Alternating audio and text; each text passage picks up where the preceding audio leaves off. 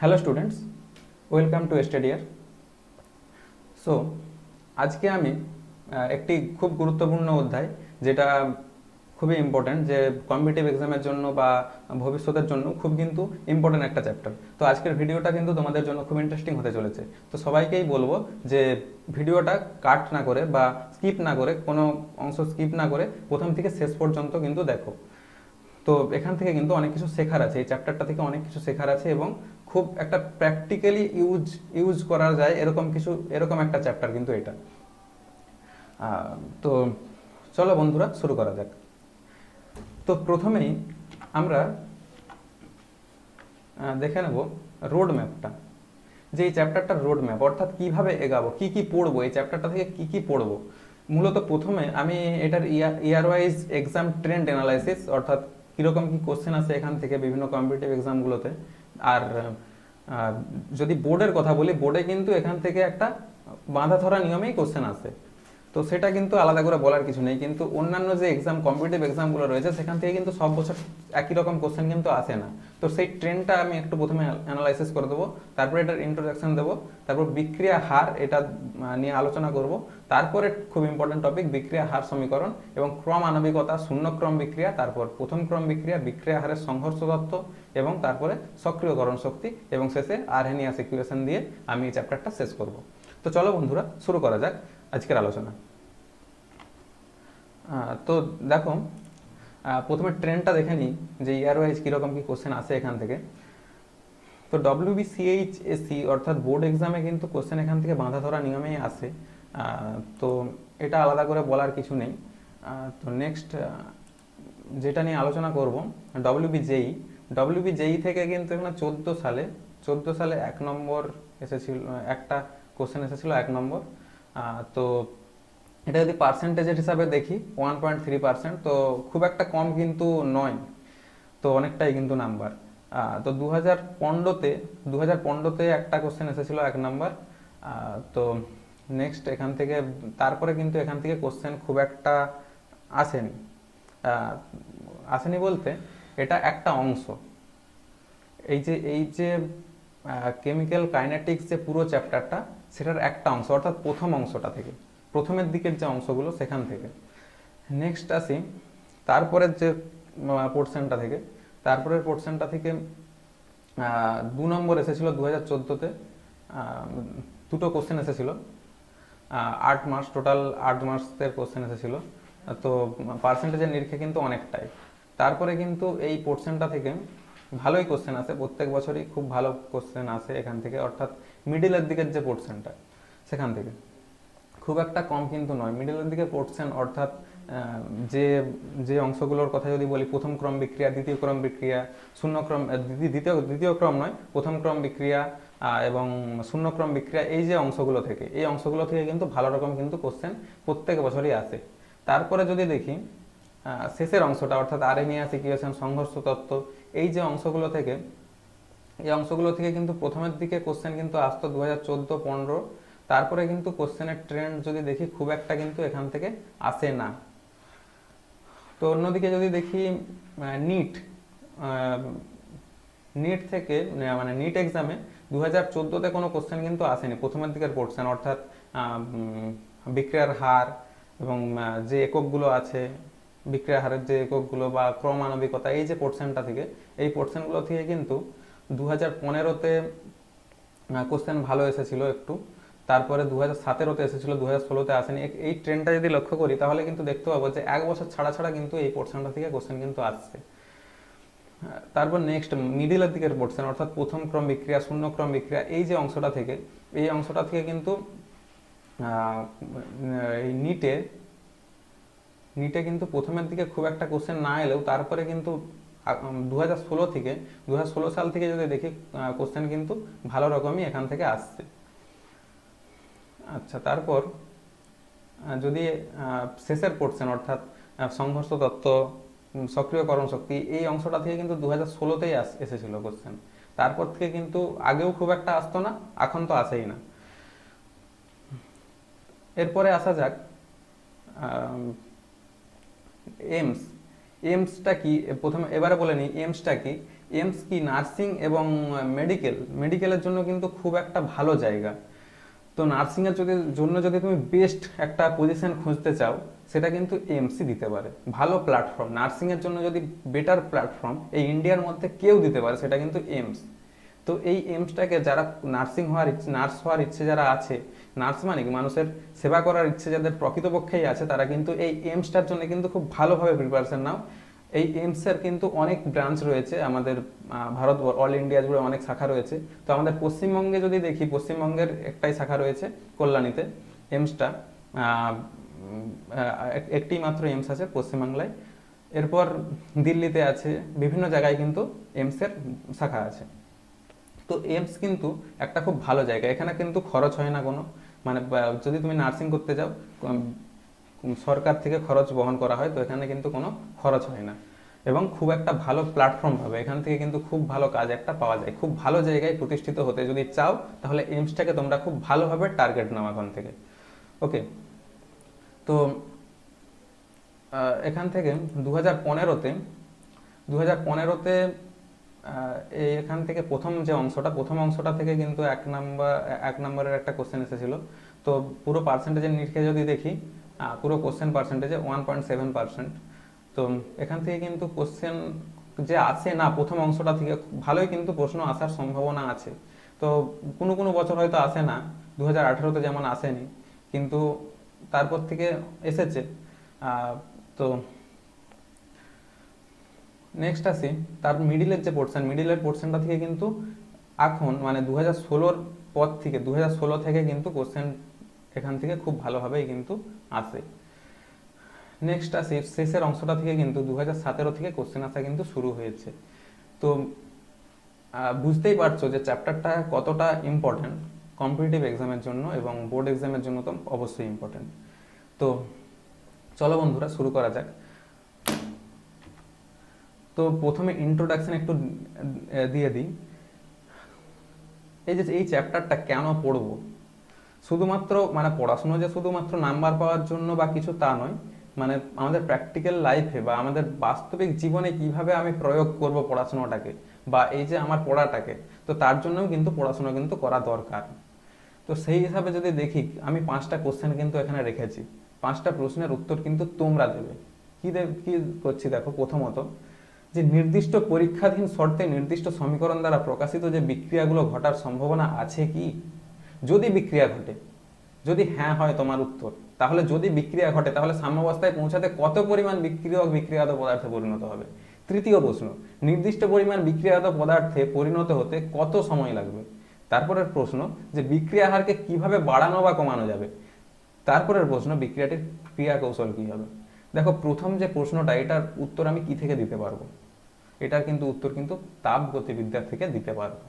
কিভাবে না, আমরা সবাই জানি যে ডেল জি অর্থাৎ গিবস ফ্রি এনার্জি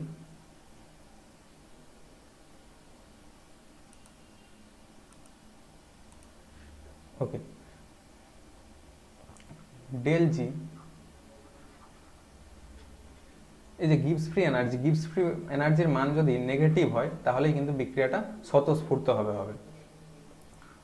ওকে, তো আমরা তাপগতিবিদ্যা থেকে এই ধারণাটা দিতে পারি যে বিক্রিয়াগুলো ঘটার সম্ভাবনা কতটা। আচ্ছা, ডেল জি যদি পজিটিভ হয়, এটা যদি পজিটিভ হয় তাহলে কিন্তু বিক্রিয়াটা ঘটার কোনো সম্ভাবনা নেই। আর যদি 0 হয় তাহলে বিক্রিয়াটা সাম্যাবস্থায় থেকে যাবে, ইকুইলিব্রিয়ামে থেকে যাবে। তো বিক্রিয়াটা ঘটবে কি ঘটবে না, কি সাম্যাবস্থায় থাকবে, এটার ধারণা কিন্তু আমরা তাপগতিবিদ্যার ধারণা থেকে দিতে পারি। এখানে কিন্তু এই রাসায়নিক গতিবিদ্যার কোনো প্রয়োজন কিন্তু নেই এই ধারণাটা দেওয়ার জন্য। দ্বিতীয় প্রশ্ন যদি বলি, যদি বিক্রিয়াটা ঘটে তাহলে সাম্যাবস্থায় পৌঁছাতে, এই যে সাম্যাবস্থার কথা বললাম, সাম্যাবস্থায় পৌঁছাতে কত পরিমাণ বিক্রিয়াজাত পদার্থে পরিণত হবে। দেখো একটা সিম্পল কনসেপ্ট, প্রথমে রিঅ্যাক্ট্যান্ট যেগুলো রিঅ্যাকশন করে, সেটা থেকে কি উৎপন্ন হয়, প্রোডাক্ট। আস্তে আস্তে কি হয়, রিঅ্যাক্ট্যান্টটা কমতে থাকে, এইখানে প্রোডাক্টটা বাড়তে থাকে। যেগুলো আমি বিক্রিয়াজাত পদার্থ দিয়েছি, একটা বিক্রিয়া ঘটানোর জন্য প্রথমে যেগুলো দিয়েছি শেষেও কি সেগুলোই থাকে, পরিবর্তন হয়। তো বিক্রিয়া করে যে অন্য একটা পদার্থ উৎপন্ন হয়, তো রিঅ্যাক্ট্যান্টটা আস্তে আস্তে কমতে থাকে, প্রোডাক্টটা আস্তে আস্তে বাড়তে থাকে, এটাই নিয়ম। তো এবারে কোনো কোনো বিক্রিয়া কি হয় না, ইকুইলিব্রিয়ামে থেকে যায়, কোনো কোনো রিয়াকশন। ইকুইলিব্রিয়ামের সাইন এরকম, রিয়াক্ট্যান্ট আর প্রোডাক্ট ইকুইলিব্রিয়ামে থেকে যাবে, সাম্যাবস্থায় থেকে যাবে, একই অবস্থায়। তো এরকম যদি ঘটেও, তো কত পরিমাণ সেটা বিক্রিয়া পদার্থটা কত পরিমাণ বিক্রিয়াতে পদার্থে পরিণত হওয়ার পর সাম্যাবস্থায় আসবে, এর ধারণা দিতে পারি সাম্যাবস্থা বলে একটা অধ্যায় রয়েছে। তো সেইখান থেকে, সেই সাম্যাবস্থার যে কনসেপ্ট, সেইখান থেকে কিন্তু আমরা দিতে পারি। এবারে দেখো তারপরের যে প্রশ্নটা, নির্দিষ্ট পরিমাণ বিক্রিয়াত পদার্থে পরিণত হতে কত সময় লাগবে, এই যে টাইমটা, কতটা টাইম লাগবে, এটা যদি আমি প্রশ্ন করি, এর উত্তর কিন্তু এই কোনো থেকেই দেওয়া যাবে না। তাপগতিবিদ্যা বা সাম্যাবস্থা কোনো কিছুর কনসেপ্ট থেকেই কিন্তু এটা দেওয়া সম্ভব না। এর জন্য কি লাগবে না, এর জন্যই আমাদের কনসেপ্ট আনতে হয়েছে বা অধ্যায় তৈরি করতে হয়েছে কি, কেমিক্যাল কাইনেটিক্স, অর্থাৎ রাসায়নিক গতিবিদ্যা। তারপরের প্রশ্ন, বিক্রিয়া হারকে কিভাবে বাড়ানো বা কমানো যাবে, এটার জন্য কি দরকার না, কেমিক্যাল কাইনেটিক্স, বিক্রিয়ার ক্রিয়া কৌশল অর্থাৎ মেকানিজম, একটা বিক্রিয়ার রিঅ্যাকশনের মেকানিজম কি হবে সেটাও কিন্তু আমরা ধারণা দিতে পারি এই সাম্যাবস্থার ধারণা, এই সাম্যাবস্থা বলছি কেমিক্যাল কাইনেটিক্সের কনসেপ্ট থেকেই। তো আশা করি ইন্ট্রোডাকশন অর্থাৎ যে আমরা কেন পড়বো এই চ্যাপ্টারটা, তো সেইটার ধারণা আমি খুব ভালোভাবেই দিতে পেরেছি। ওকে, তো ভিডিওটা তোমরা শেষ পর্যন্ত নিশ্চয়ই দেখবে। তো চলো বন্ধুরা, পরের টপিক নিয়ে আমি আলোচনা করি। তো দেখো বিক্রিয়ার হার কি, রেট অফ এ রিঅ্যাকশন, রেটটা কি না, প্রতি একক সময়ে কোনো রাসায়নিক বিক্রিয়ার যে পরিমাণ বিক্রিয়াতে পদার্থ উৎপন্ন হয় অথবা যে পরিমাণ বিক্রিয়ক পদার্থ অন্তর্হিত হয়, উক্ত বিক্রিয়াকে বিক্রিয়ার হার বলে। ওকে, তো যদি সেই হিসাবে দেখি, তো দেখো একটা বিক্রিয়ক পদার্থ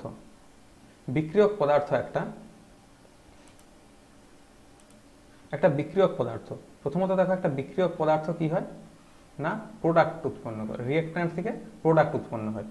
তো প্রথমে ধরো এটা 100% ছিল, যখন এটা 100%, এটা যখন 100% আছে, পুরোটাই রিঅ্যাক্ট্যান্ট, তখন কি কোনো প্রোডাক্ট থাকবে, তখন কিন্তু প্রোডাক্ট জিরো। ওকে, এইটা রিঅ্যাক্ট্যান্টটা আস্তে আস্তে যত কমবে প্রোডাক্টটা সেই হিসাবে বাড়বে, যতটা রিঅ্যাক্ট্যান্ট কমবে সেটাই তো প্রোডাক্টে উৎপন্ন হবে। কারণ ভরের নিত্যতা সূত্র থেকে আমরা কি জানি যে বিক্রিয়ার আগে এবং বিক্রিয়ার পরে মোট ভর কিন্তু অপরিবর্তিত থাকে। অর্থাৎ ভরের সাপেক্ষে যদি দেখি, পুরোটাই যখন রিঅ্যাক্ট্যান্ট তখন কিন্তু প্রোডাক্ট কোনো থাকবে না। এবারে এইটা যখন আস্তে আস্তে কমতে থাকবে, এটা যখন কমে কমে 80% হবে, এই 80% হলো, তখন কিন্তু এটা কত হয়ে যাবে 20%, 100 মাইনাস 80 অর্থাৎ 20%। আবার যখন এটা 50% হয়ে যাবে, 50% হয়ে যাবে, তখন কি হয়ে যাবে এটা 50%। বোঝা গেছে? তো দেখো রেট ডিটারমাইন করবো এবারে, রেটটা কি হবে, রেট ইকুয়াল টু এই যে রিঅ্যাক্ট্যান্টের যে কনসেন্ট্রেশনটা সময়ের সাপেক্ষে, সেটা কি হবে, নেগেটিভ চিহ্ন দেবো, সেটা নেগেটিভ চিহ্ন দিয়ে প্রকাশ করি এই কারণেই, কারণ সেটা আস্তে আস্তে কি হয় না, কমতে থাকে। তো কি হবে, ডেল কনসেন্ট্রেশন অফ আর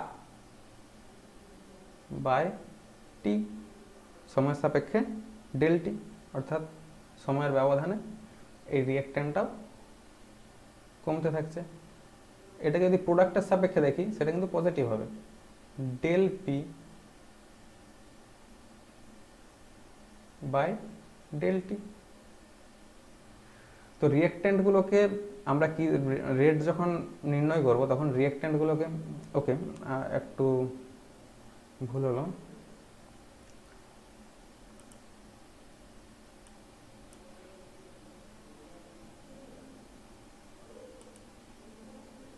এটাকে একই আর দিয়ে প্রকাশ করলে তো বুঝতে সমস্যা, এটাকে ছোট আর দিয়ে প্রকাশ করছি রেটটাকে। তো আশা করি বোঝা গেছে। এটা এবারে গ্রাফিক্যাল রিপ্রেজেন্টেশন যদি দেখায়, এটা টাইম আর এটা কনসেন্ট্রেশন। সময়ের সাপেক্ষে আমরা কি দেখলাম যে রিঅ্যাক্ট্যান্ট আস্তে আস্তে কমতে থাকে। তো রিঅ্যাক্ট্যান্টের গ্রাফটা যদি প্লট করি, এই রকম গ্রাফটা হবে, আস্তে আস্তে কি হবে, কমতে থাকবে। তো এটা রিঅ্যাক্ট্যান্টের কনসেন্ট্রেশন। এবারে যদি প্রোডাক্ট কি হবে, সময়ের সাপেক্ষে আস্তে আস্তে কি হবে, ইনক্রিজ করবে, বাড়তে থাকবে। তো এটা প্রোডাক্টের কনসেন্ট্রেশন। তো তো গ্রাফিক্যাল রিপ্রেজেন্টেশনটা বোঝা গেল। এবারে দেখো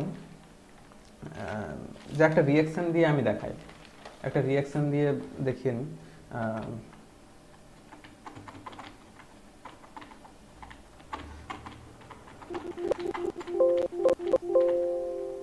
তো দেখো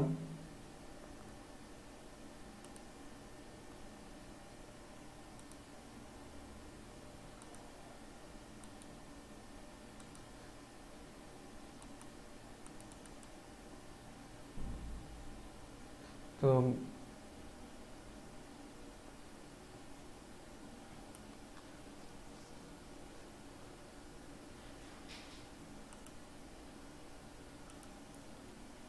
এই রিয়াকশনটা দেখো, ধরো এরকম একটা রিয়াকশন আছে, 2a প্লাস 3b,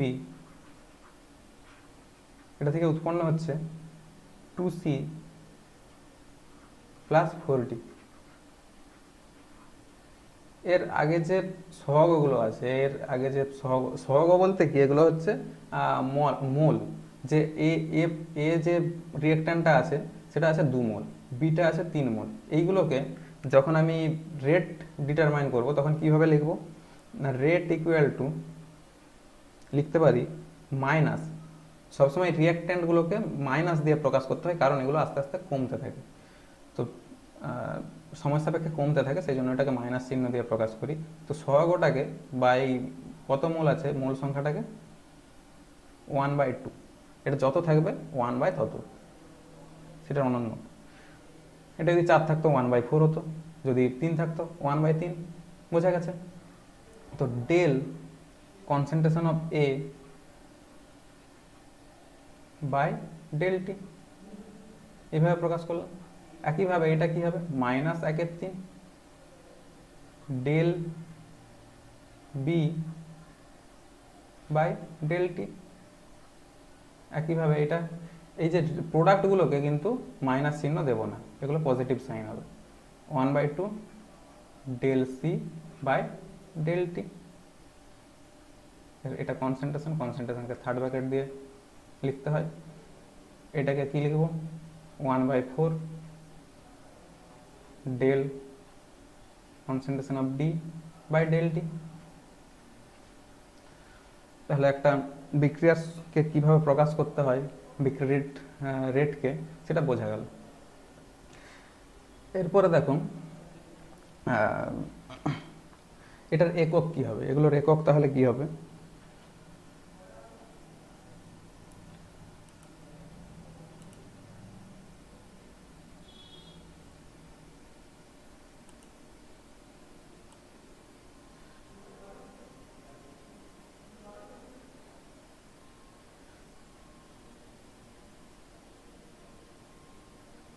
যে রেটের একক কি হবে, দেখো একটা বিক্রিয়া,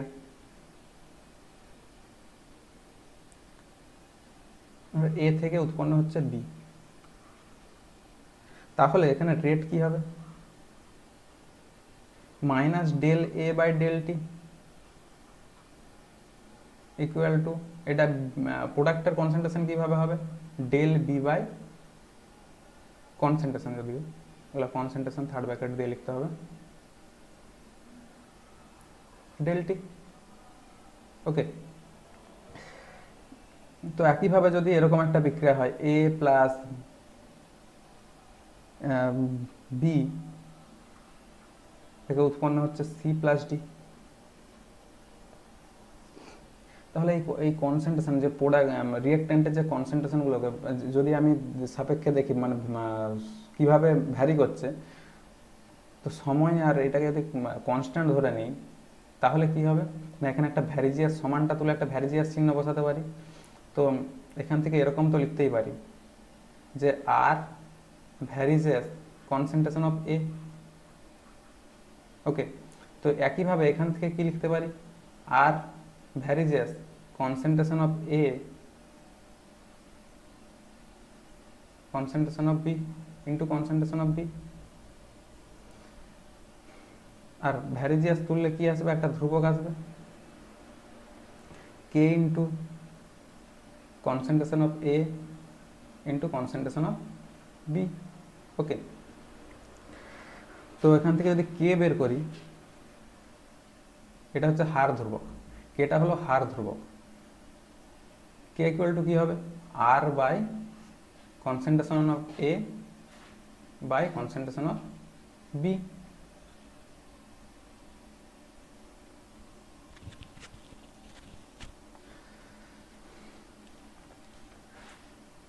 আমরা বিক্রিয়া হারের একক কি জানি, বিক্রিয়া হারের একক মোল, মোল পার লিটার পার সেকেন্ড।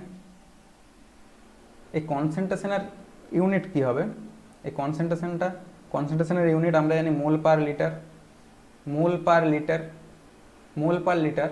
এটা দুটো আছে, এখানে 3টা 4টা অনেক থাকতে পারে, অনেক কনসেন্ট্রেশন থাকতে পারে, তো এখানে লিখে দেবো এন। তো এটা যত সংখ্যকই হোক।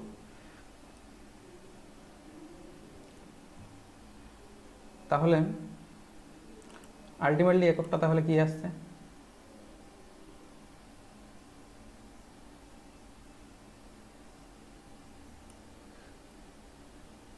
তো এরপর আমি এখানে লিখছি, তাহলে কি হবে, মোল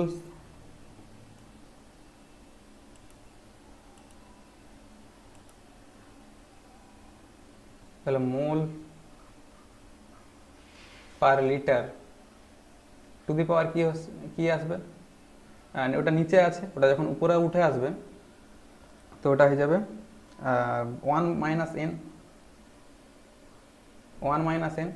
কারণ দেখো এখানে মোলস পার লিটার উপরেও কিন্তু আছে, এই মোল পার লিটার, আর নিচেও মোল পার লিটার, এটা পাওয়ার 1 আছে আর নিচে এটা এন, তাহলে 1 মাইনাস এন। আর সেকেন্ড ওটা নিচেই ছিল, তাহলে সেকেন্ড টু দি পাওয়ার কি -1। তাহলে আলটিমেটলি কি আসছে, মোলস পার লিটারকে আমরা কি জানি,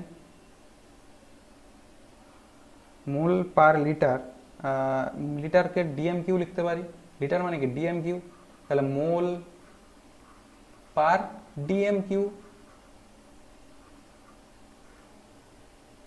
এটা to the power 1 minus n, আর এটা second to the power -1, sorry.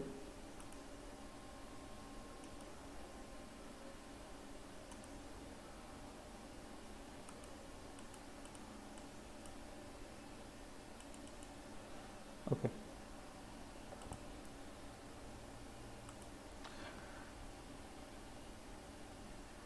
তো এটা সমান এই মোলস পার ডিএম কিউ, এটাকে বলা হয় atm, atm, atm to the power 1 minus n second to the power -1। Okay, তো এককটা বোঝা গেল, বিক্রিয়া হারের একক, বিক্রিয়া হার ধ্রুবকের একক, সরি বিক্রিয়া হারের একক না, বিক্রিয়া হারের একক কিন্তু যেটা লিখলাম moles per litre per second.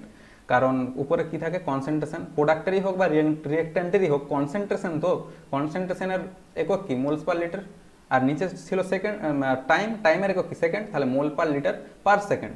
বোঝা গেছে? তো নেক্সট টপিকে আসা যাক। নেক্সট টপিক বিক্রিয়া হার সমীকরণ।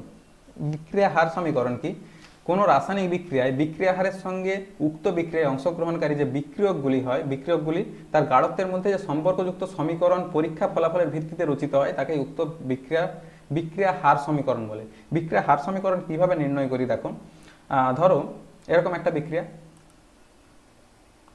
2A প্লাস বি, এটা থেকে উৎপন্ন হচ্ছে সি, একটা প্রোডাক্ট উৎপন্ন হচ্ছে। তাহলে R varies as concentration of A to the power 2, আবার আর ভ্যারিজিয়াস বি। ওকে, তো এই দুটো সমীকরণকে যদি আমি জুড়ে দেই তাহলে এরকম হবে না, যৌগিক ভেদের উপপাদ্য তোমরা নিশ্চয়ই জানো। তো সেই হিসাবে concentration of A to the power 2 concentration of B into concentration of B. এবার এটাকে যদি ভ্যারিজিয়াসটা তুলি একটা কনস্ট্যান্ট আসবে, তাহলে আর সমান K into concentration of A to the power 2 into concentration of B. বোঝা গেছে? তাহলে এটাই হচ্ছে বিক্রিয়া হার সমীকরণ। এবারে আসা যাক নেক্সট টপিকে, ক্রম এবং আণবিকতা।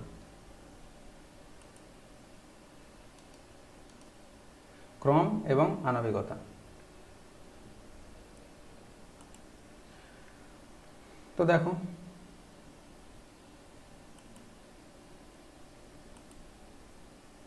ক্রম এবং আণবিকতার কনসেপ্টটা কি করে এলো, ক্রম এবং আণবিকতা আমাদের কেন প্রয়োজন পড়লো সেটা আগে একটু জেনে নিই। যে দেখো একটা ব্যাপার, প্রথমত যে একটা বিক্রিয়া আমি দেখাই 2N2O5, এই 2N2O5 এটা থার্মাল সেপারেশন অর্থাৎ এটা বিয়োজিত হয়ে, তাপীয় বিয়োজন হয়ে কি হয় না 4NO2 প্লাস O2। তাহলে এটা যদি আমি রেট দেখতে যাই, রেট ডিটারমাইন করি, তাহলে কি হবে N2O5 টু দি পাওয়ার 2। এটা কিন্তু আমরা যেটা শিখেছি, আমরা এতক্ষণ পর্যন্ত যা শিখেছি সেইটা সাপেক্ষে আমরা বলতে পারি, কিন্তু না, এটা হবে না, এ বলছে হবে না। তাহলে কি করব? তাহলে কি হয়, প্র্যাকটিক্যালি যখন আমরা দেখলাম পরীক্ষা করে, তখন কিন্তু এটা দেখা গেল না, মানে এর পাওয়ারে কিন্তু 2 হচ্ছে না, এর ঘাত কিন্তু কনসেন্ট্রেশনের কিন্তু পাওয়ারে 2 হচ্ছে না। তখন কি হচ্ছে না, তখন দেখা গেছে কি প্র্যাকটিক্যালি, যখন আমরা প্র্যাকটিক্যালি দেখলাম এইটাকেই, তো প্র্যাকটিক্যালি যখন দেখলাম, তো এটা কিন্তু থিওরিটিক্যাল ভ্যালু একটা, যখন প্র্যাকটিক্যালি দেখলাম প্র্যাকটিক্যাল, তখন কি হচ্ছে না আরটা, তখন আরটা হচ্ছে N2O5 এটাই হচ্ছে, পাওয়ারে কিন্তু 2 হচ্ছে না। তাহলে কি করা যাবে, এখন তো কিছু নিশ্চয়ই আছে এর মধ্যে, তো তখনই কনসেপ্ট এলো কিসের না ক্রম এবং আণবিকতার। দেখো আণবিকতা জিনিসটা কি, আণবিকতাটা কিন্তু দেখে বলে দেওয়া যায় যে কি মানে কতটা। আণবিকতা তো আমরা দেখে বলতে পারি কত মোল, এই যে সামনে 2 আছে সহগে, সামনে 4 আছে, এগুলো কিন্তু দেখে আমরা বলে দিতে পারি আণবিকতাটা। কিন্তু ক্রম সেটা কিন্তু দেখে বলা যায় না, যেটা কত ক্রমের বিক্রিয়া সেগুলো কিন্তু এক্সপেরিমেন্ট করে বলতে হয়। তো সেই জন্যই কিন্তু কনসেপ্ট এলো ক্রম এবং আণবিকতা। তো ক্রম এবং আণবিকতার পার্থক্য কিন্তু বিশেষ ইম্পর্টেন্ট। তো ক্রম এবং আণবিকতার পার্থক্যটা দেখে নেব। তো দেখো প্রথমত পার্থক্যটা,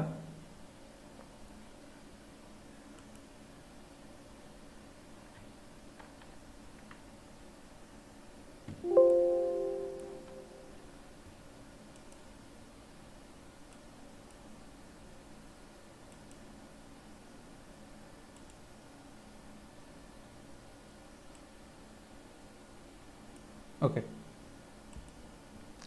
দেখো ক্রম কি, প্রথম যে পার্থক্যটা, 1 নম্বর পার্থক্য কি না, ক্রম এটা এক্সপেরিমেন্টাল।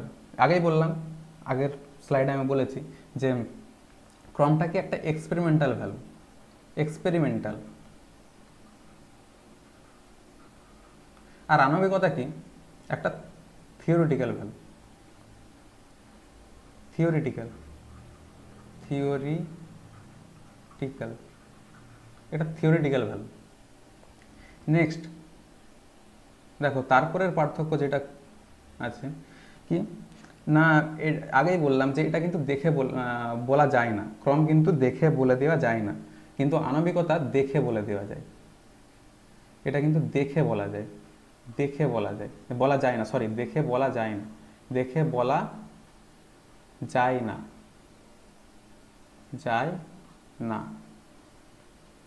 এটা কিন্তু দেখে বলা যায়।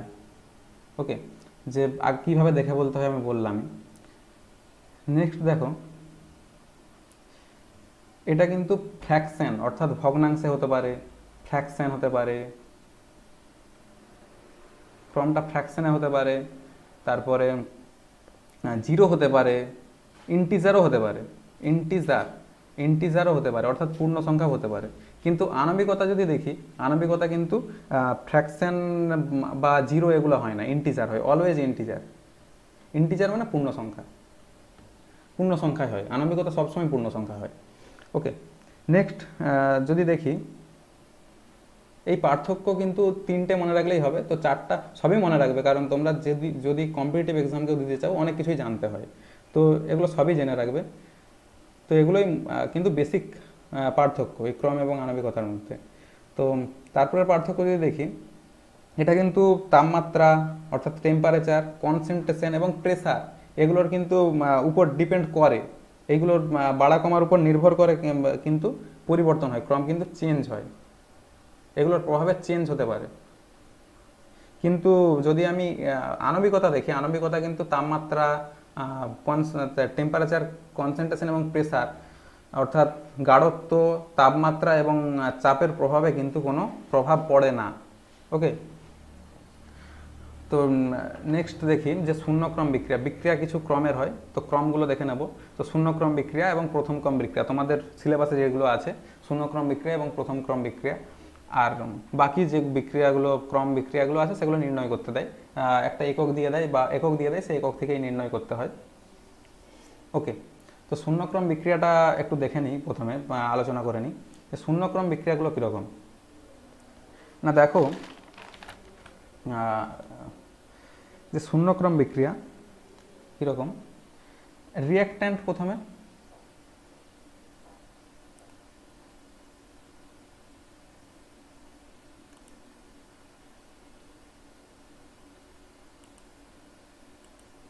একটা রিঅ্যাক্ট্যান্ট,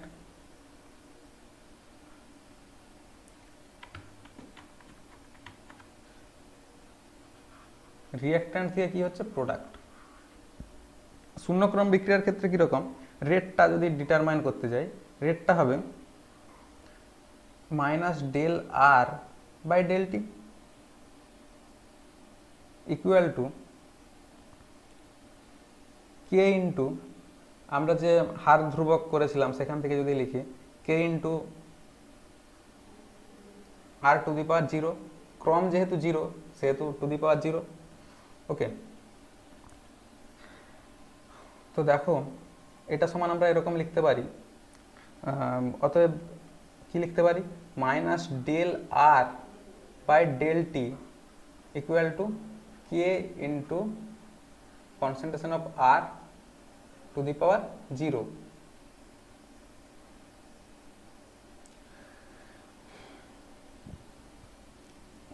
এবার R to the power zero, কোনো কিছু টু দি পাওয়ার জিরো মানে কি, one. R to the power zero সমান কি হবে, ওয়ান। তাহলে এইটা কি লিখতে পারি, অর মাইনাস ডেল আর, এটা আর ঠিক নয়, কনসেন্ট্রেশন অফ আর, যদিও concentration of R, concentration of R by del টি।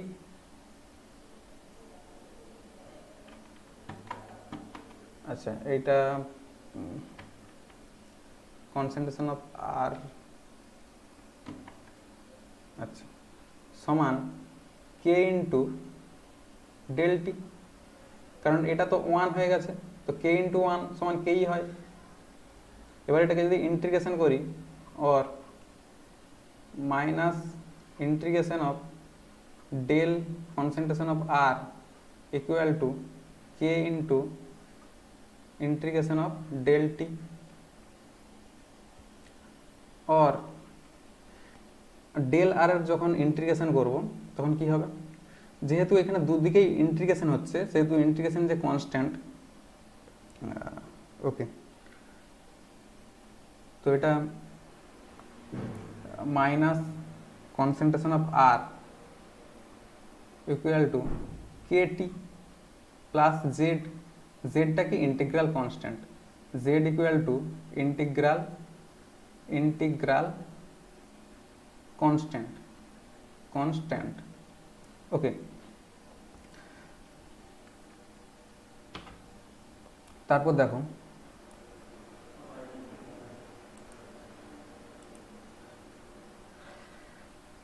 যখন when t equal to zero, যখন টি জিরো অর্থাৎ যখন বিক্রিয়াটা শুরুই হয়নি তখন কি হবে, তখন কনসেন্ট্রেশন অফ আর সমান, অর্থাৎ তখন কি না প্রাথমিক গাঢ়ত্ব এবং অন্তিম গাঢ়ত্ব, বিক্রিয়কের প্রাথমিক গাঢ়ত্ব এবং অন্তিম গাঢ়ত্ব এই দুটো, এটাকে যদি R0 ধরি, এই দুটোই কিন্তু সমান তখন, যখন বিক্রিয়াটা শুরুই হয়নি, তখন প্রাথমিক কি অন্তিম কি একই তো, তো তখন R সমান R0 ধরতে পারি। তো সেই তখন যদি এই সমীকরণে 1 নম্বর যে সমীকরণটা এখানে যদি বসিয়ে দিই, টি ইকুয়াল টু জিরো, এবং আগের স্লাইডটা একটু দেখে নিই। আগের স্লাইডে দেখো, এই যে ইকুয়েশনটা,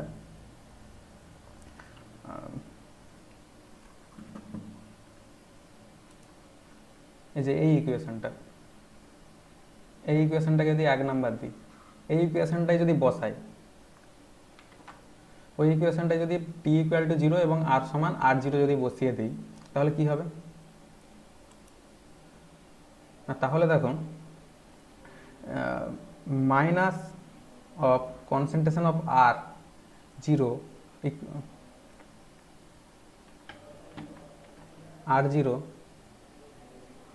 ইকুয়াল টু জেড। তাহলে জেড সমান কি হচ্ছে? Concentration of minus concentration of R0। ওই 1 নম্বর সমীকরণে জাস্ট এই মানগুলো পুট করে দিলাম, যখন টি ইকুয়াল টু 0 তখন। এটা স্পেশাল কেসে, এগুলো সব স্পেশাল কেসে, আরও অনেকগুলো স্পেশাল কেস আমি দেখাবো।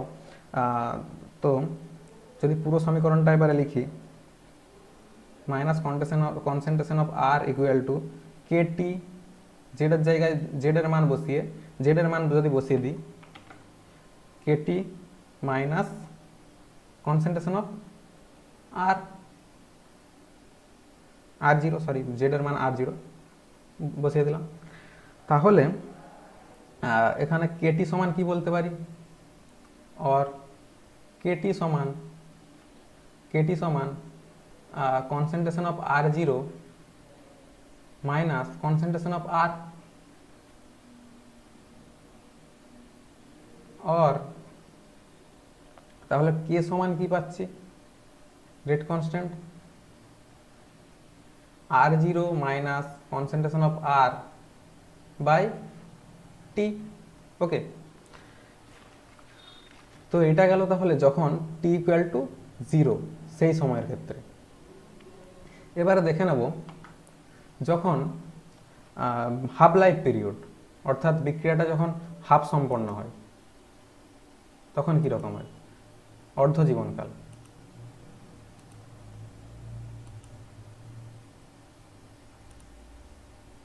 টি হাফ।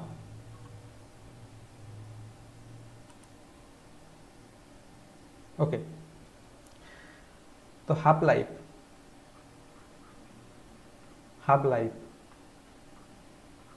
অর্থাৎ বিক্রিয়াটা যখন 50% কমপ্লিট হয়, তখনের ক্ষেত্রে কি হয়? তখন টি ইকুয়াল টু টি হাফ।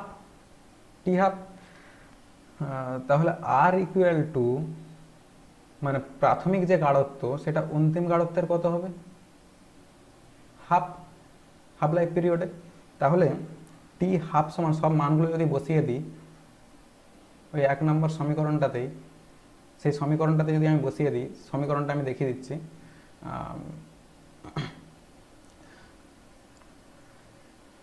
আগে যে সমীকরণটা করলাম,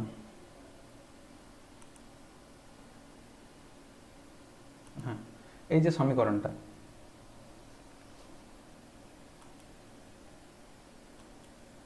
এই সমীকরণটাতে যদি আমি মানগুলো সব পুট করি, তাহলে কি পাচ্ছি? এই যে এই সমীকরণটাতে, এই সমীকরণটা, এটাকে আমি 2 নম্বর দিতে পারি। তো এটাকে যদি আমি 2 নম্বর দিয়ে দিই, তাহলে এই সমীকরণটাতে যদি আমি মানগুলো সব পুট করি,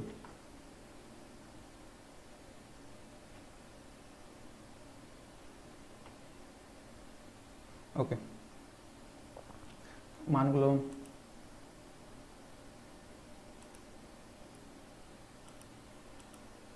ওকে, টি ইকুয়াল টু টি হাফ এবং আর ইকুয়াল টু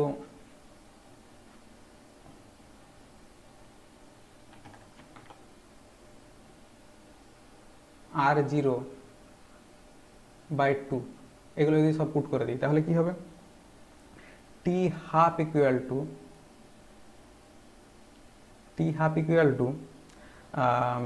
R0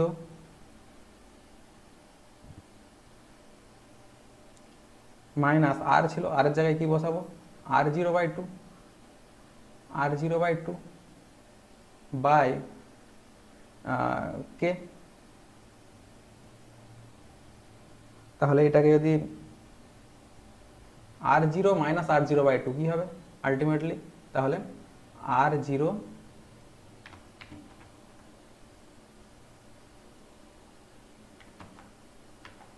ওকে।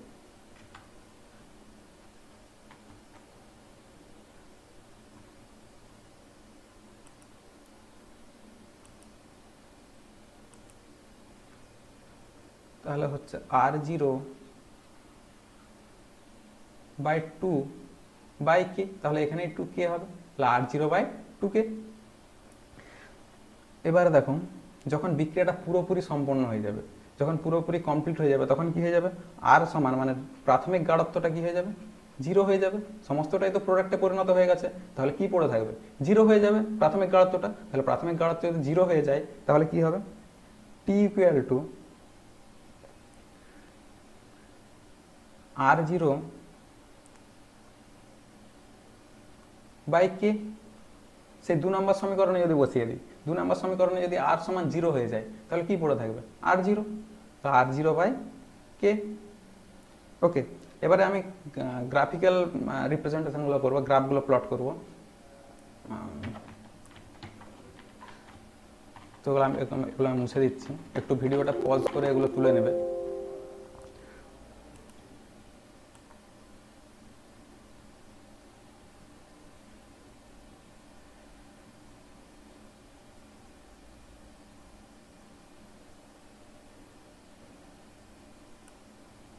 ওকে, তো প্রথম যে গ্রাফিক্যাল রিপ্রেজেন্টেশনটা করব, দেখো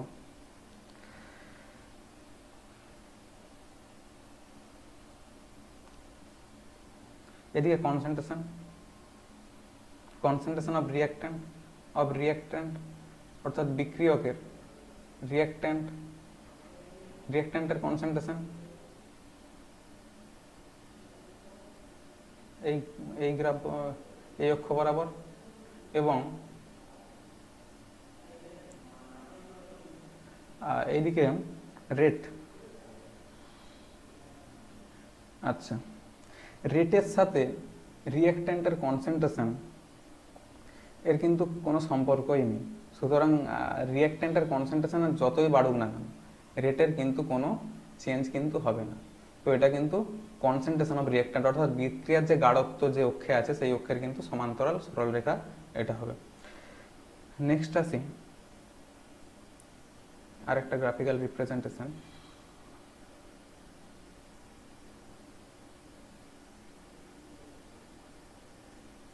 এদিকে রিঅ্যাক্ট্যান্টের কনসেন্ট্রেশন, বিক্রিয়কের গাঢ়ত্ব, আর এদিকে সময়ের সাথে বিক্রিয়কের গাঢ়ত্ব কীরকম পরিবর্তন হয়। সময়ের সাথে যদি বিক্রিয়কের গাঢ়ত্ব দেখি, রেটের সাথে এটা কিন্তু ব্যস্তানুপাতিক সম্পর্ক, অর্থাৎ সময়ের সাথে সাথে আমি প্রথম থেকেই বলছি কি যে সময়ের সাথে সাথে রিঅ্যাক্ট্যান্টের যে কনসেন্ট্রেশন সেটা ক্রমশ কি হয়, কমতে থাকে। তাহলে এই রকম গ্রাফটা হবে, আস্তে আস্তে কমতে থাকবে। ওকে, তো নেক্সট যে গ্রাফটা বলবো, অন্তিম গাঢ়ত্ব, বিক্রিয়কের অন্তিম গাঢ়ত্ব অর্থাৎ প্রোডাক্টের যে কনসেন্ট্রেশন সেটা যদি বলি, টি হাফের সাথে যে রিলেশনটা, টি হাফ, এটা টি হাফ, আর এটা r0, এটা কি হয় না সময়ের সাপেক্ষে বাড়তে থাকে, একদম 0 থেকে শুরু হয় না, নির্দিষ্ট একটা আয়তন থেকে শুরু হয়, সেই জন্য একদম মূল বিন্দু থেকে কিন্তু আমি শুরু করলাম না, তো আস্তে আস্তে কি হয় না বাড়তে থাকে। ওকে, এই গেল তাহলে শূন্য ক্রম বিক্রিয়ার সমস্ত তথ্য। এবারে আসা যাক প্রথম ক্রম বিক্রিয়াটা কিরকম দেখো। যখন কনসেন্ট্রেশনের পাওয়ার এক হবে, কোনো মানে প্রোডাক্টের কনসেন্ট্রেশনের যে পাওয়ার বা রিঅ্যাক্ট্যান্টের যে কনসেন্ট্রেশনের যে পাওয়ার সেগুলো এখন 1 হবে, সেটা প্রথম ক্রম বিক্রিয়া। তো প্রথম ক্রম বিক্রিয়া একটা এক্সাম্পল দিয়ে দেখাই, উদাহরণ দিয়ে দেখো।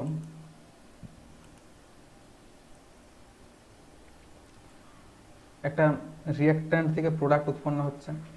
তো রিঅ্যাক্ট্যান্ট থেকে প্রোডাক্ট যখন হচ্ছে, আর ইকুয়াল টু কী হবে, R equal to minus concentration of reactant by del T equal two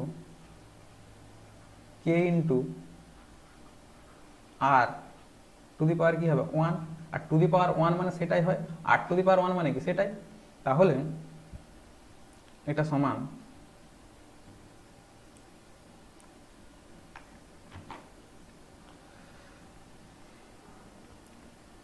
তাহলে এটা সমান এরকম কি লিখতে পারি, minus del R by concentration of R to the power 1 মানে সেটাই into K into delta T. Okay, equal to এটাকে যদি ইন্টিগ্রেশন করি এবারে, minus integration of del R by concentration of R by concentration of R equal to K into del T, integration of del T. আচ্ছা, এবারে এটা এখানে করছি, এখান থেকে শুরু করছি। তাহলে minus L n concentration of R equal to K T plus Z, Z equal to, জেডটা কি ইন্টিগ্রাল কনস্ট্যান্ট। ওকে, তাহলে এখান থেকে এটা পাওয়া গেল। এই সব এটাকে আমি 1 নাম্বার দিয়ে দিলাম, 1 নাম্বার। এবারে স্পেশাল কেসের ক্ষেত্রে স্পেশাল কেসগুলো দেখে নেব। যখন কি হবে,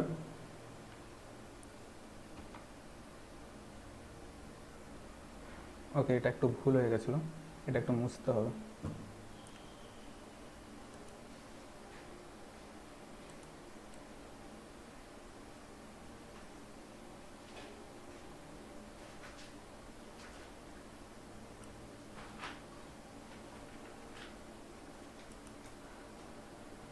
ওকে, তো যখন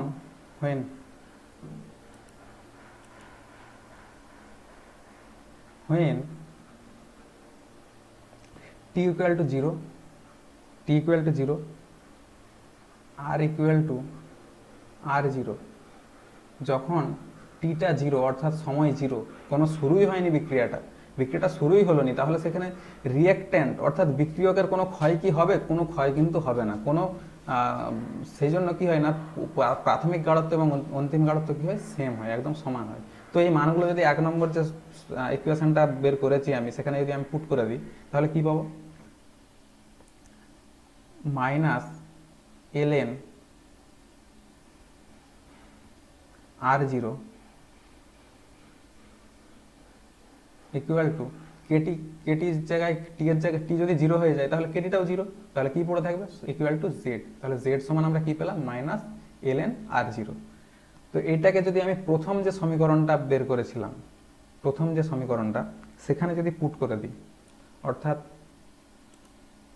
এইখানে যদি পুট করে দিই, এই পুরো সমীকরণটা এই 1 নম্বরে আবার পুট করে দেবো, তাহলে কি হবে, তাহলে দেখো ওখানে যদি পুট করি, অতএব KT minus L N R equal to KT minus L N R0। Okay, তাহলে और KT equal to ln R0 minus ln R, বোঝা গেল। নেক্সট তাহলে और এটাকেই লিখতে পারি, এখান থেকে যদি কে বের করে কেটি, আচ্ছা এলএনটাকে একটু লিখে নিই, KT equal to ln R0 minus ln R, এটা এগুলো তোমরা শিখেছো অঙ্কে যদিও, ln R0 মাইনাস আর, এই মাইনাস বলছি, বাই কনসেন্ট্রেশন অফ আর। তাহলে দেখো और K equal to 1/t ln r0 concentration of r0 by concentration of r। ওকে, এবারে ln থেকে ln কে যখন লগে পরিণত করব তখন কি করতে হয়? ln কে লগে পরিণত করলে, এখান থেকে করছি, ln কে লগে পরিণত করলে কি করতে হয়? 2.303 দিয়ে গুণ করতে হয়। তাহলে k equal to 1/t into 2.303 ln r0 by concentration of r। Okay, এটাকে যদি একটু গুছিয়ে লিখি, k equal to, sorry ln নয়, ওটা লগ হয়ে যাবে, log 2.303 by t log of concentration of r0 by concentration of r। ওকে, তো এটা বোঝা গেল। অতএব টি হাফ সমান তাহলে কি হবে? টি হাফ সমান যদি বসিয়ে দিই 2.303 বাই কে লগ টি হাফে কি হয় না, কনসেন্ট্রেশনটা রিঅ্যাকট্যান্টের কনসেন্ট্রেশনটা অর্ধেক হয়ে যায়। তাহলে r0 অর্ধেক, কার অর্ধেক হয় না, অন্তিম যে গাঢ়ত্বটা তার অর্ধেক হয়, অন্তিম গাঢ়ত্বের অর্ধেক হয়, কারণ 50% অর্ধেকটা কমপ্লিট হয়ে গেছে, তাহলে অর্ধেক গাঢ়ত্বের অর্ধেক হয়ে যাবে, মানে অন্তিম গাঢ়ত্বের অর্ধেক। তাহলে r0 বাই 2, তাহলে দেখো equal to 2.303 by K log r0 কেটে গেলে এই 1/2টা যখন উপরে উঠবে লগ 2। লগ 2 এর মান কত? লগ 2 এর যদি মান বসিয়ে দিই সমান 2.303 ইন্টু লগ 2 এর মান কত হয়? 0.310 হ্যাঁ 0.301 বাই কে। এটা গুণ করলে প্রায় আসবে ইকুয়াল টু 0.693 বাই কে। ওকে, তাহলে এটা একটা ইকুয়েশন। তো এটাকে একটু যদি হাইলাইট করে দিই, এটা কিন্তু মনে রাখবে।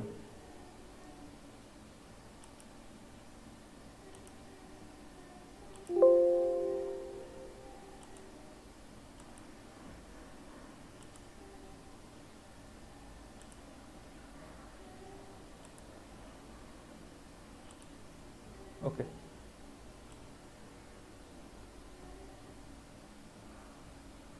তো এটা কিন্তু একটা ইম্পর্টেন্ট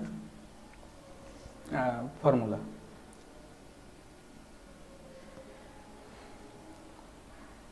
তাহলে টি হাফ ইকুয়াল টু এটা হবে টি হাফ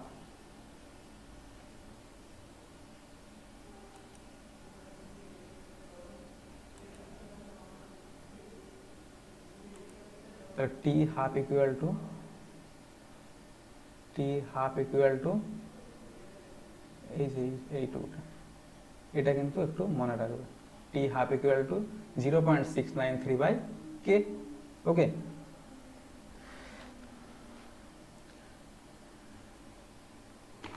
এরপরে দেখো তাহলে আমরা কি পেলাম?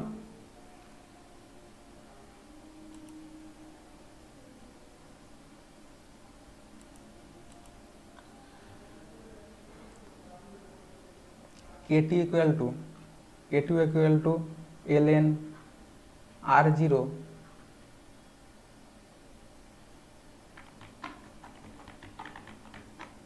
ln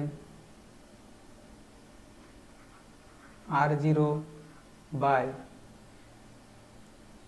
আর, তাহলে এলএনটাকে যদি আমি ই টু দি পাওয়ার করে দিই, ই টু দি পাওয়ার কেটি যখন করে দেবো তখন কি হয়ে যাবে, এলএনটা থাকবে না, তাহলে কি হয়ে যাবে R zero by R, concentration of R. তাহলে এটা যদি আমি উল্টে দিই এই দিকটা, তাহলে কি হবে, concentration of R by concentration of R zero equal to e to the power minus KT. Okay, তাহলে R equal to concentration of R equal to কি হবে, R zero into e to the power minus KT. Okay, এটাকে আমি highlight করে দিচ্ছি, এটাও কিন্তু মনে রাখবে একটু ভালোভাবে। ওকে, এবারে দেখো যদি এরকম হয়ে যায়, যখন বিক্রিয়াটা সম্পূর্ণ হয়ে যায় তখন কি হয়ে যায়, R equal to R zero, sorry R equal to R zero নয়, আর ইকুয়াল টু জিরো। যখন প্রাথমিক গাঢ়ত্বটা একদম জিরো হয়ে যায় তখন কি হবে, তখন R zero into e to the power minus KT equal to zero. তাহলে এটা যদি জিরো হয়, হয় এইটাকে জিরো হতে হবে, নতুবা এটাকে জিরো হতে হবে, যে কোনো একটাকে তো জিরো হতেই হবে। তাহলে যে কোনো একটা যদি জিরো হয়, দেখো এইটা কিন্তু জিরো কখনোই পসিবল না। তাহলে আর জিরো নট ইকুয়াল টু কি জিরো, কারণ অন্তিম গাঢ়ত্ব কখনো বিক্রিয়াটা সম্পূর্ণ হয়ে গেছে, কখনো গাঢ়ত্ব বিক্রিয়া সম্পূর্ণ হোক না হোক, গাঢ়ত্ব মানে ঘনত্ব কখনো জিরো হতে পারে কি, একটা রিয়াকশন ঘটছে সেখানে আর জিরো মানে একদম ফিনিশিয়াল যে কনসেন্ট্রেশন সেটা কিন্তু জিরো কখনোই হতে পারে না। তাহলে জিরো যদি হতে হয় তাহলে কি কোনটাকে জিরো হতে হবে, এই e to the power minus KT এটা জিরো হতে হবে, e to the power minus KT equal to zero.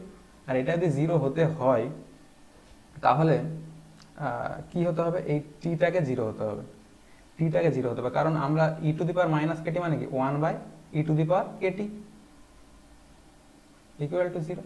আর ই এর মান ই টু দি পাওয়ার যতই হোক না কেন, ই টু দি পাওয়ার জিরো যদি হয় ওয়ান হবে, কিন্তু জিরো কি কখনো হবে? তো সেই হিসাবে যদি দেখি এই e to the power KT one by যদি ইনফিনিটি হয়ে যায় তাহলে জিরো।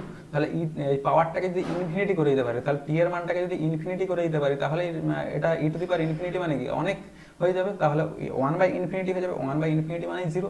তাহলে টি ইকুয়াল টু ইনফিনিটি হতে হবে, টি ইকুয়াল টু ইনফিনিটি হতে হবে। তাহলে কি বুঝতে পারছি, সময় কিন্তু অনেক লাগবে। তাহলে প্রথম ক্রম বিক্রিয়া কখনো কি শেষ হবে, কখনো কিন্তু শেষ হয় না। এখান থেকে কিন্তু প্রশ্ন আসে যে প্রথম ক্রম বিক্রিয়া কখনো শেষ হয় না কেন, তখন কিন্তু এই যুক্তিটা কিন্তু দিতে হবে, এই রিঅ্যাকশনটা দিয়ে এই যুক্তিটা কিন্তু দিয়ে দিলেই হবে। ওকে, তো টি ইকুয়াল টু ইনফিনিটি, ইনফিনিটি মানে অসীম সময় লাগছে, তাহলে এখানে প্রথম ক্রম বিক্রিয়া কি কখনো সম্পন্ন হয়? প্রথম ক্রম বিক্রিয়া কখনো সম্পন্ন হয় না। ওকে, তাহলে এটা বোঝা গেল।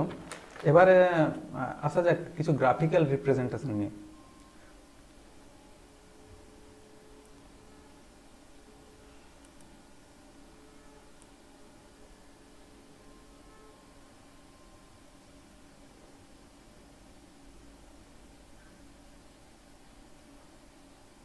ওকে,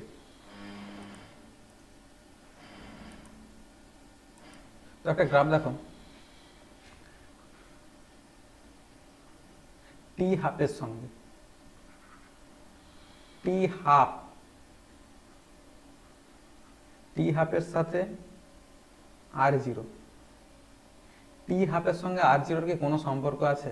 কোনো সম্পর্ক কিন্তু নেই, তাই আর জিরো অক্ষের সমান্তরালেই কিন্তু গ্রাফটা হবে। এবারে আসা যাক টি এর সঙ্গে আর এর, অর্থাৎ প্রাথমিক গাঢ়ত্ব, প্রাথমিক গাঢ়ত্বের কিন্তু রিলেশন আছে, কি আছে না সময়ের সাথে সাথে প্রাথমিক গাঢ়ত্ব কি হয়, কমতে থাকে, এটাই আমরা জানলাম। ওকে,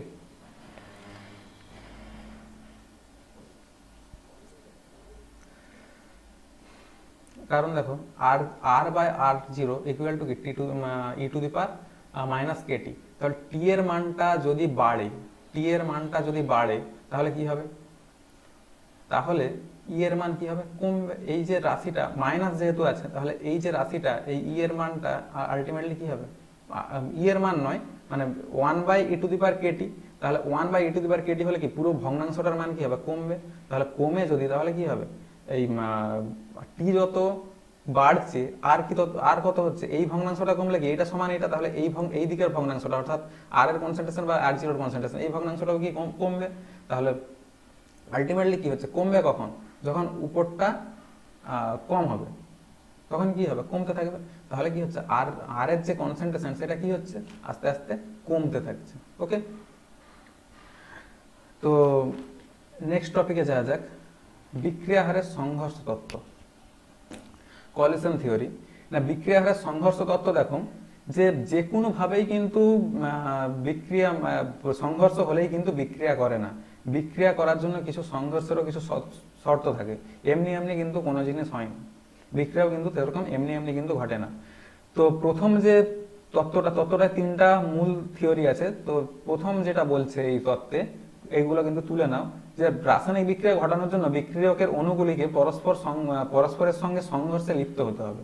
প্রথম কথা কি, সংঘর্ষে লিপ্ত হতে হবে। দ্বিতীয় কথা কি, প্রতিটি সংঘর্ষ বিক্রিয়া ঘটাতে সমর্থ হয় না। ওকে, তো বিক্রিয়া ঘটাতে কিন্তু প্রত্যেক সংঘর্ষেরও একটা নির্দিষ্ট নিয়ম থাকে, যে কোনো ভাবে কিন্তু সংঘর্ষ করলেই সংঘর্ষ কিন্তু হয় না। যেমন আমি যদি সেরকম একটা এক্সাম্পল দিই, যেমন দেখো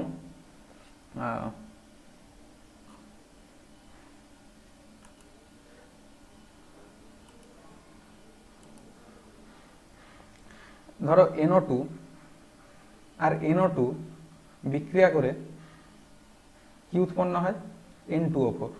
এটা একটা ডাইমার গঠন করে যদিও, ঠিক আছে। তো এইটা কিন্তু এমনি এমনি হয় না। ধরো N এরকম আছে, O এরকম আছে, O এরকম আছে, আবার এদিকে N এরকম আছে, O এরকম আছে, O এরকম আছে, এটা কিন্তু সংঘর্ষ হলে সংঘর্ষ ঘটবে না। আবার যদি এরকম দেখি NO2 NO2, এইভাবেও যদি সজ্জাটা থাকে, এইভাবে সজ্জিত থাকে অণুগুলো, এইভাবে যদি সংঘর্ষ করে তখন কিন্তু সংঘর্ষ ঘটবে না। যদি দেখো এই রকম হচ্ছে NOO আবার NOO, এইটা কিন্তু সংঘর্ষ হলে সংঘর্ষ ঘটবে।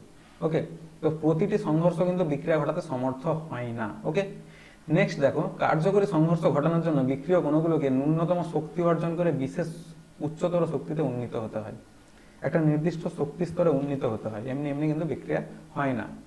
ওকে, সেটাকে বলা হয় অ্যাক্টিভেশন এনার্জি, সেটা নিয়ে পরে আসছি। তো নেক্সট দেখো, কলিশন থিওরির যে মূল তিনটে বিষয়, যে পার্টিকেল মাস্ট কোলাইড, সংঘর্ষ অবশ্যই ঘটতে হবে, এবং সাফিসিয়েন্ট এনার্জি, নির্দিষ্ট একটা শক্তি দরকার। নেক্সট কারেক্ট ওরিয়েন্টেশন, অর্থাৎ সঠিক সজ্জার প্রয়োজন। ওকে, নেক্সট দেখো এইটা যদি লক্ষ্য করো দেখতে পাবে যে এখানে কলিশনটা কিভাবে ঘটছে। এই যে সজ্জাটা এখানে দেখতে পাচ্ছ, এই সজ্জাতে বিক্রিয়া কিন্তু ঘটছে, এটা কিন্তু কলিশন সম্ভব। তো এখানে NO2 এবং CO-র মধ্যে সংঘর্ষটা কিন্তু ঘটছে। তো আরেকবার দেখো, এটা ভালো করে দেখলে দেখতে পাবে যে কিরকম ভাবে সংঘর্ষটা ঘটছে। এইভাবে কিন্তু কলিশন সম্ভব। তারপর দেখো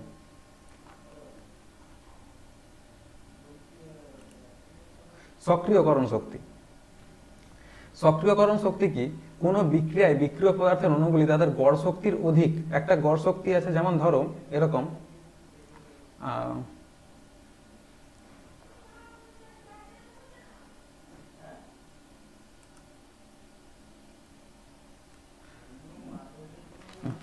ধরো দুটো আছে, দুটো পদার্থ, প্রথম A এবং B, দুটো রিঅ্যাক্ট্যান্ট A এবং B।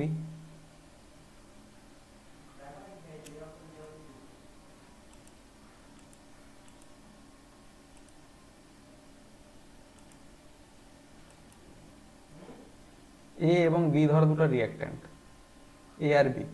এবারে কি হচ্ছে না, A এবং B, এখানে A আর B আছে, এদের একটা গড় রিঅ্যাক্ট্যান্স গুলো এখানে আছে, এদের একটা গড় এনার্জি আছে, গড় শক্তি আছে, এই এভারেজ এনার্জি। এই এভারেজ এনার্জিটা কিন্তু বিক্রিয়া ঘটায় না, বিক্রিয়া ঘটাতে পারে না, এর জন্য একটা শক্তি দিতে হয়, বাইরে থেকে একটা শক্তি দিতে হয়। তো ন্যূনতম একটা শক্তি স্তর, ন্যূনতম একটা শক্তিতে উন্নীত হওয়ার পর, মানে গড় শক্তির অধিক, গড় শক্তির থেকে বেশি সর্বনিম্ন যে পরিমাণ শক্তি অর্জন করলে সক্রিয় হয়ে ওঠে। তো শক্তিটা অর্জন করতে হয়, তো শক্তিটা অর্জন করবে, আস্তে আস্তে কি হবে, শক্তিটা অর্জন করবে। গ্রাফটা দেখতে পাচ্ছ আস্তে আস্তে কি হচ্ছে, উঠছে, আস্তে আস্তে উঠছে উপর দিকে। তো আস্তে আস্তে উঠছে। তো এটা দেখো দেখো একটু,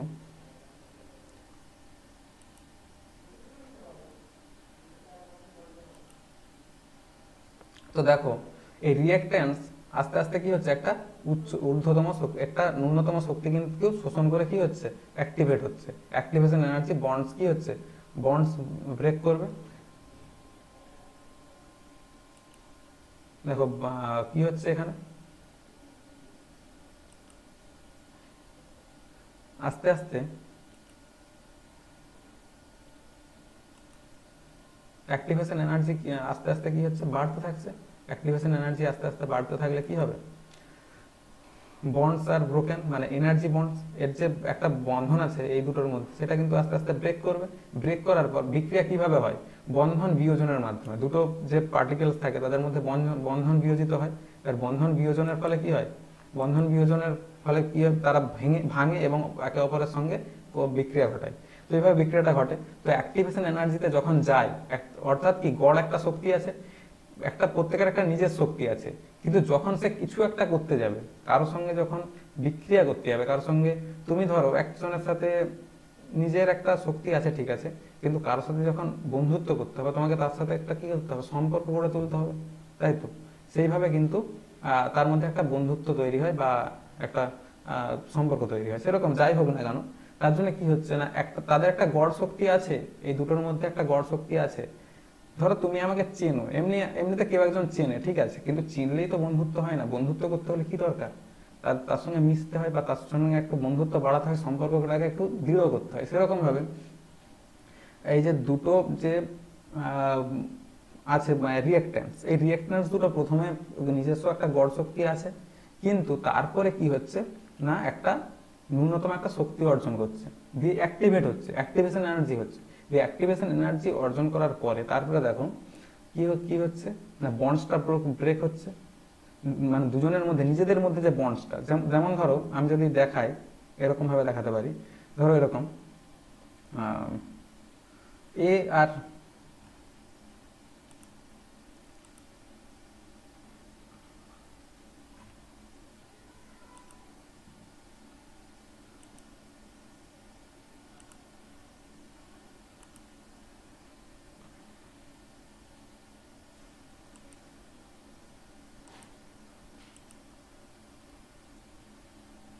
এ আর বি এর মধ্যে একটা বন্ডস আছে, তার সঙ্গে সি ডি রিঅ্যাকশন করতে চাইছে, তাহলে এর বন্ডটাকে ভাঙতে হবে, এর বন্ডটাকেও ব্রেক হতে হবে। তারপরে কি হবে, এদের মধ্যে বিক্রিয়া যেভাবে হোক ঘটবে একটা, বোঝা গেছে? তাহলে এদের একটা বন্ডস ব্রেক হবে, এই অ্যাক্টিভেশন এনার্জিতে যাওয়ার পরে একটা ন্যূনতম শক্তি অর্জন করবে। তো এইটাকে, এই যে ন্যূনতম শক্তি, এইটাকেই বলা হয় অ্যাক্টিভেশন এনার্জি। এই যে ন্যূনতম শক্তিটা অর্জন করছে, এইখানে যাচ্ছে, এই যে এটাকেই বলা হয় ইএ, অর্থাৎ অ্যাক্টিভেশন এনার্জি। ওকে, তারপরে কি হচ্ছে না, আস্তে আস্তে অ্যাক্টিভেশন এনার্জিটা কমতে থাকছে। অ্যাক্টিভেশন এনার্জিতে যাওয়ার পরে আস্তে আস্তে অ্যাক্টিভেশন এনার্জি কমছে না, মানে শক্তি আস্তে আস্তে কমছে এবং প্রোডাক্টে পরিণত হচ্ছে। ওকে, তো দেখে নাও। তো আস্তে আস্তে রিঅ্যাক্ট্যান্সটা শক্তি বাড়ছে এবং অ্যাক্টিভেশন এনার্জিতে পৌঁছালো, তারপর বন্ডস ব্রেক করলো, তারপর আস্তে আস্তে প্রোডাক্টসে পরিণত হলো। তো এখানে দেখো এবারে একটা ক্যাটালিস্ট অ্যাড করা হয়েছে। ক্যাটালিস্ট অ্যাড করলেই কি হয়ে যায় না, অ্যাক্টিভেশন এনার্জিটা কমে যায়, অ্যাক্টিভেশন এনার্জি কমে যায়, কিন্তু ডেল এইচ এর মানটা কিন্তু ফিক্সড থাকে। ডেল এইচ এর মান ফিক্সড, কিন্তু অ্যাক্টিভেশন এনার্জিটা অনেক কমে যায়। তো প্রথমে যখন উইথআউট ক্যাটালিস্ট, তো আনক্যাটালিস্ট পাথওয়েতে কি হয় না, অ্যাক্টিভেশন এনার্জিটা অনেক বেশি হয়। যখন ক্যাটালিস্ট সেখানে অ্যাড করে দেওয়া হয়, সেখানে কি হয়ে যায় না, অ্যাক্টিভেশন এনার্জিটা অনেক কমে যায়। ওকে, তো ডেল এইচটা ঠিক আছে, মানে শক্তিটা, মানে তাপ উৎপন্নের হারটা ঠিকই আছে, যেমন ছিল তেমনই, ওটা আনচেঞ্জ, ঠিক আছে, কিন্তু অ্যাক্টিভেশন এনার্জিটা কমে যাচ্ছে। ওই জন্য কি করা হয় না, যে কোনো বিক্রিয়াতে ক্যাটালিস্ট অর্থাৎ অনুঘটক কিন্তু যোগ করা হয়। কারণ অনুঘটক যোগ করালে কি হয় না, ওই যে সক্রিয়করণ শক্তিটা অনেকটা কমিয়ে দেওয়া যায়। তার ফলে কি হয়, অ্যাক্টিভেশন এনার্জি কমে গেলে কি হবে, বিক্রিয়াটা সহজে ঘটবে। সেই জন্য কি করা হয় না, যে কোনো বিক্রিয়ায় এই ওই ক্যাটালিস্ট অ্যাড করা হয়। ওকে,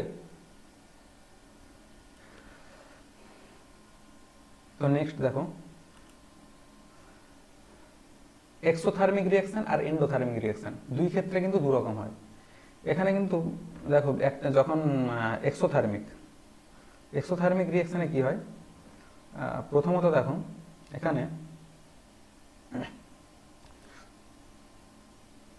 রিঅ্যাকট্যান্স অ্যাক্টিভেশন এনার্জি তে পৌঁছালো, এটাকে E1 ধরছি। এবারে এইখানটা E2 ধরছি, E2। তাহলে এখানে কোনটা বড়, এক্সোথার্মিক রিঅ্যাকশনের ক্ষেত্রে কোনটা বড়, E2টা বড়, E2 গ্রেটার দেন E1। তাহলে ডেল H ইকুয়াল টু কি হবে, del H equal to E2 minus E1, E2 minus E1। তাহলে E2 minus E1, E2 minus E1 যদি হয় কোনটা বেশি, E2টা বেশি। E2টা যদি বেশি হয় আর এটা যদি কম হয়, তাহলে ডেল Hটা কি হচ্ছে, positive. Del H equal to কি, পজিটিভ। ডেল H যদি পজিটিভ হয় তাহলে এটা কি এক্সোথার্মিক রিঅ্যাকশন। আবার এক্ষেত্রে দেখো এটা E1,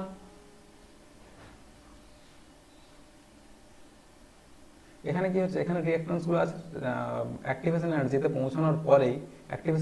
পৌঁছানোর পরেই কি প্রোডাক্ট তৈরি হয়ে যাচ্ছে। তাহলে এই ক্ষেত্রে দেখো এনার্জি এখানে এনার্জি কি হচ্ছে, রিলিজ হচ্ছে, এনার্জি রিলিজ হচ্ছে অর্থাৎ তাপ কি করছে, নিষ্কাশন করছে অর্থাৎ তাপমোচী বিক্রিয়া। আর এটা কি এনার্জি অ্যাবসর্ব করছে, মানে এনার্জি মানে শক্তি শোষণ করছে অর্থাৎ তাপ গ্রাহী বিক্রিয়া এটা। তো এই ক্ষেত্রে কি হয়, এটা E1, এটা E1। তাহলে এক্ষেত্রে কোনটা বড়, E1 বড় না E2 বড়, এক্ষেত্রে E1টাই বড়। তাহলে E1 greater than E2, E1 greater than E2। তাহলে ডেল H ইকুয়াল টু কি হচ্ছে, E1 minus E2, E1 minus E2। তাহলে E1 মাইনাস E2 যদি হয় তাহলে এটা কি হয়ে যাচ্ছে, নেগেটিভ। আর নেগেটিভ, ডেল H নেগেটিভ মানে এটা শক্তি তাপ গ্রহণ করছে, তাহলে এটা কি হচ্ছে, তাপগ্রাহী বিক্রিয়া। ওকে,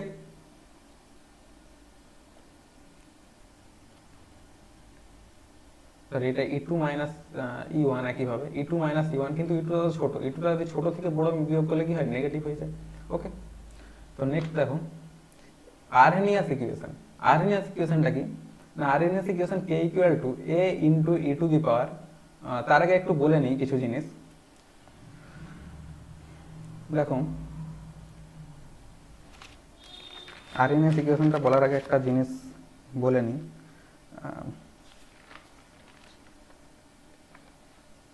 ধরো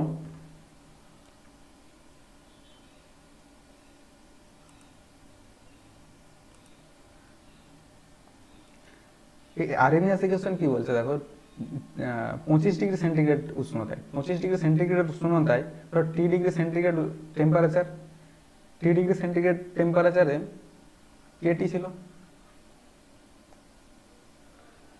এবারে যখন 35 ডিগ্রি অর্থাৎ 10 ডিগ্রি তাপমাত্রা বৃদ্ধির পরে ফলে কি হলো, অর্থাৎ 35 ডিগ্রি যখন করা হলো তখন T ডিগ্রি প্লাস কি, T ডিগ্রি প্লাস 10, আর এটাও কি হয়ে যাবে, KT প্লাস 10।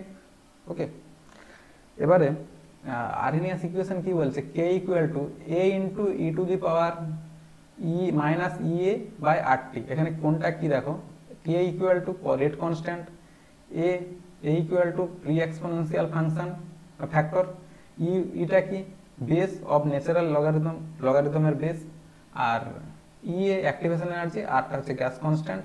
এই গ্যাস কনস্ট্যান্টটা 8.314 ধরতে হবে, 8.314। আর টেম্পারেচার ডিগ্রি কেলভিনে বসাতে হবে। তো এটা হচ্ছে আরহেনিয়াস ইকুয়েশন। এবার আরহেনিয়াস ইকুয়েশনটাকে যদি একটু কাটাছেঁড়া করি তাহলে দেখতে পাবো এবারে আরহেনিয়াস ইকুয়েশনটা নিয়ে নিয়ে একটু কাটাছেড়া করবো, অপারেশন করবো, ঠিক আছে? তো দেখা যাক কি করি।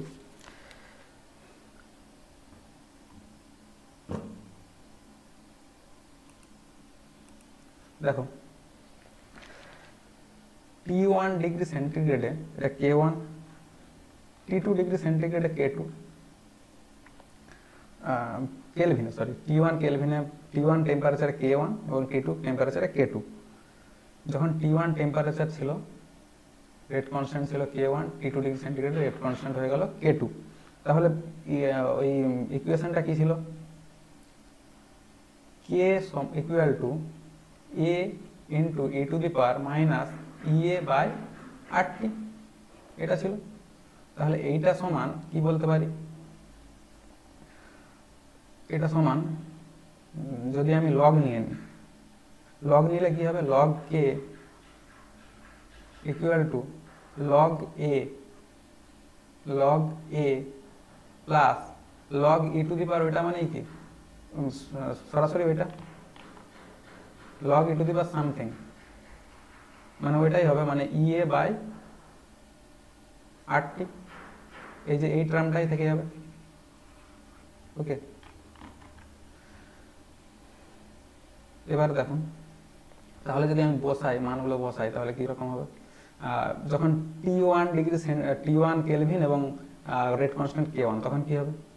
Log K1 equal to log A minus EA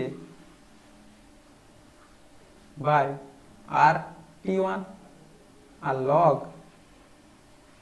K2 যখন হয় তখন log A minus EA by RT2।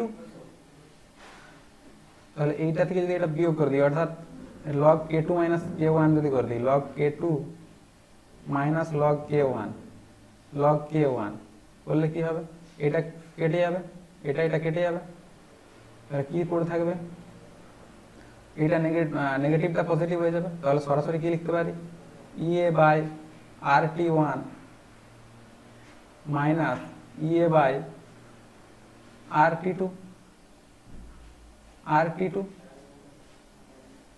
Equal to EA by R, যদি আমি কমন নিয়ে নিই EA বাই R, তাহলে কি থাকবে?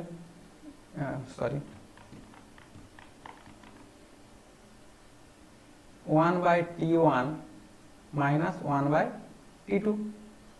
ওকে, আর এইটা লগ K2 বাই K1।